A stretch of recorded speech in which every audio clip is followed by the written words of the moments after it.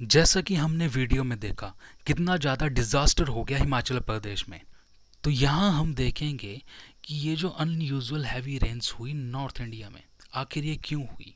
तो यहाँ पर हम देखें वेस्ट कोस्ट में और पार्ट्स ऑफ नॉर्दर्न इंडिया में जुलाई के एंड तक हमें 10% डेफिशिएंसी देखने के लिए मिली रेनफॉल में। उसके बाद क्या होता है कि 2% एक्सेस रेनफॉल हो जाता है।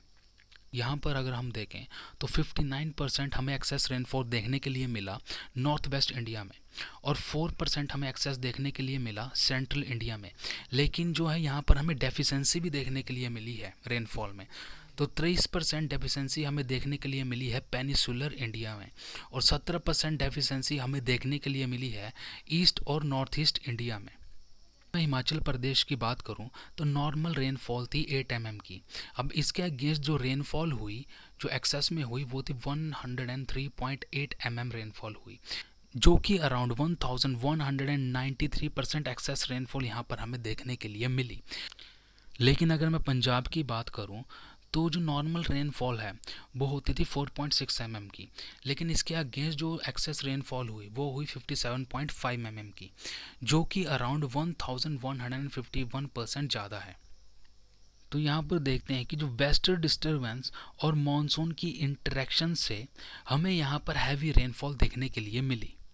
इस इंटरेक्शन के कारण जो वेरी हैवी रेनफॉल्स जो हैं वो हमें देखने के लिए मिलेगी जम्मू कश्मीर में, हिमाचल प्रदेश में, नॉर्थ पंजाब और हरियाणा में और उत्तराखंड में। तो ऐसी ही सेम कंडीशन के कारण 2013 में उत्तराखंड में हमें फ्लड्स देखने के लिए मिले थे, जो आज हमने रिसेंटली हिमाचल प्रदेश में देखे। अब इस तरह की सिचुएशन भी जो है ये कहा जा रहा है क्लाइमेट चेंज की वजह से हो रही है।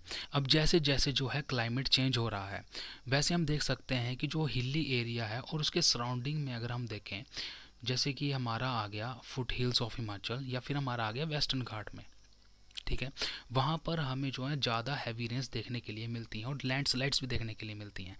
अब ग्लोबल वार्मिंग की वजह से क्या हो रहा है कि विंड जो है वो एक्स्ट्रा मॉइस्चर को कैरी कर रही है, और हिल्स जो हैं वो मॉइस्चर फ्लो को स्टॉप कर दे रहे हैं, और उसके बाद जो विंड जो है वो ऊपर की तरफ जा रही है और कंडेंस हो रही है, और कंडेंस होने के बाद वहाँ पर हैवी रेनफॉल हो रहा है। सो क्लाउड बर्स्ट और एक्सट्रीम रेन्स के कारण जो है वो फ्लैश फ्लड आ रहे हैं, और इन्हें जो है प्रिडिक्ट करना भी काफ़ी डिफ़िकल्ट है। वेस्टर्न डिस्टर्बेंस को करने से पहले हम यहाँ पर देख लेते हैं कि जो ओरोग्राफिक रेनफॉल होती है वो क्या होती है। तो चलिए देखते हैं ओरोग्राफिक रेनफॉल ये कैसे होती है।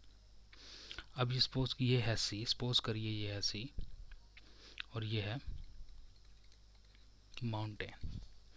अब क्या हो रहा है कि यहाँ से विंड आ रही है।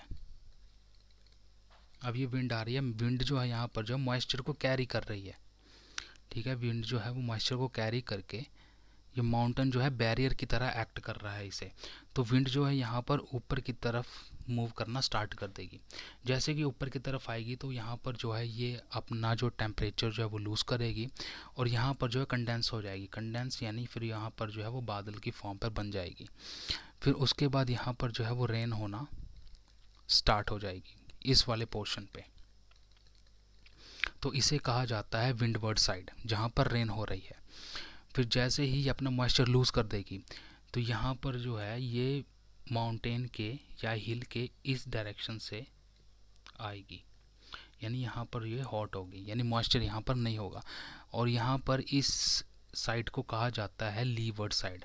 यहाँ पर कोई भी आपको रेनफॉल देखने के लिए नहीं मिलेगी। तो ये है ओरोग्राफिक रेनफॉल। अब वेस्टर्न डिस्टर्बेंस है क्या?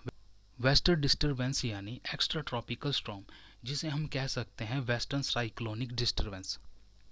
ये है ट्रॉपिक ऑफ कैंसर, इसके नीचे जो है ये है ट्रॉपिकल रीजन, ठीक है, और यहाँ पे इसके ऊपर जो है ये है सब ट्रॉपिकल रीजन, यानी यहाँ पे। अगर हम यहाँ पर देखें तो वेस्टर्न डिस्टरबेंस है, इसका ओरिजिन आपको मेडिटेरेनियन सी में देखने के लिए मिलेगा। उसके बाद क्या होगा, ये जो वेस्टर्न डिस्टरबेंस होगी ये मूव करेगी ईस्टवर्ड डायरेक्शन में with the help of the sub tropical westerly jet stream की मदद से। उसके बाद क्या होगा कि ये आ जाएगी इंडियन सब कॉन्टिनेंट में। ठीक है, जैसे इंडियन सब कॉन्टिनेंट में आएगी तो यहाँ पर जो है ये टकराएगी आपकी हिमालयन माउंटेन से। ठीक है, तो यहाँ पर जो है हिमालयन माउंटेन्स जो होंगे ये एक वैरियर की तरह एक्ट करेंगे और उसकी वजह से यहाँ पर जो है काफ़ी ज़्यादा आपको रेनफॉल देखने के लिए मिलेगी। अगर इसका मैं इम्पैक्ट की बात करूँ, वेस्टर्न डिस्टर्बेंस के अगर इम्पैक्ट की बात करूँ इंडिया में क्या होगा, ये आपको देखने के लिए मिलेगा दिसंबर से मार्च के बीच में। ठीक है, अगर यहाँ पर हैवी रेनफॉल हो जाती है, ठीक है, अगर इसके कारण अगर हैवी रेनफॉल हो गई तो यहाँ पर आपको फ्लड्स और क्रॉप डैमेज आपको देखने के लिए मिलेंगे प्लेन एरिया में, और साथ ही साथ आपको लैंडस्लाइड और अपलांचेस भी आपको वेस्टर्न हिमालय में देखने के लिए मिल सकते हैं। तो चलिए देखते हैं अब साउथ वेस्ट मानसून के बारे में। अब जो साउथ वेस्ट मानसून है ये आपको जून से मिड सितंबर में यहाँ पर आपको देखने के लिए मिलेगा। अब ये होता कैसे है, तो पहले हम ये देख लेते हैं कि ये जो इक्वेटर है, ठीक है, ये इक्वेटर क्रॉस किया और यहाँ पर ये 30 डिग्री नॉर्थ ये, और ये 30 डिग्री साउथ ये। अब इसके बीच में जो विंड फ्लो करती है that is called a trade wind. अब गर्मियों में क्या होगा, ये जो ITCZ है ये शिफ्ट हो जाता है इंडिया पे यहाँ पे, और लो प्रेशर रीजन जो है वो क्रिएट कर देता है। अब यहाँ पर जैसे मैंने बात की जो ट्रेड विंड थी, ठीक है, जो साउथ ईस्ट ट्रेड विंड थी ये जो है ये इस तरफ जो है वो मूव कर रही थी, लेकिन कोरियोलिस फोर्स की वजह से ये जैसे ही इक्वेटर को पास करेगी तो इसकी डायरेक्शन जो है इस तरह हो जाएगी, यानी साउथ वेस्ट की तरफ इसकी डायरेक्शन हो जाएगी। अब ये मूव करेगी इस तरफ को, यानी इस तरफ को अब ये मूव करेगी।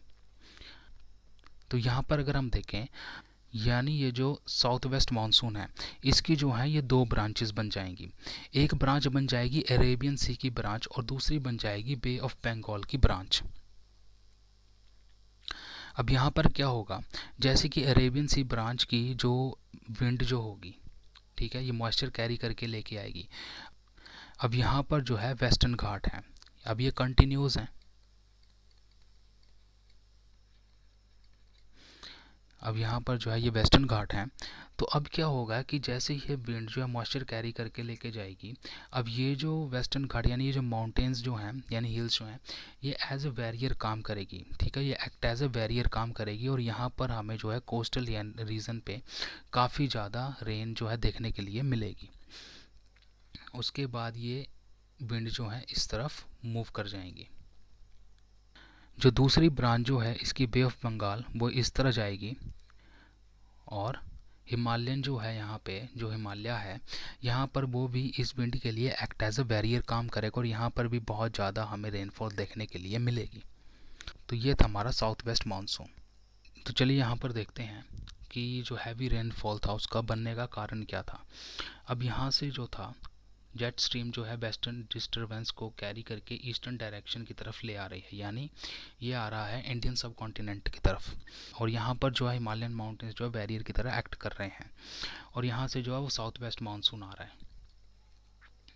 ठीक है, अब यहाँ से साउथ वेस्ट मानसून आया, इन दोनों की इंटरेक्शन हुई और यहाँ पर इसी की वजह से यहाँ पर बहुत ज़्यादा हमें रेनफॉल देखने के लिए मिली। तो यहाँ पर आप देख सकते हैं किस तरह जो है वेस्टर्न डिस्टरबेंस आई और किस तरह जो है वो साउथ वेस्ट मानसून आया, और जिसकी वजह से इतनी ज़्यादा जो है यानी हैवी रेन्स देखने के लिए हमें यहाँ पर मिली।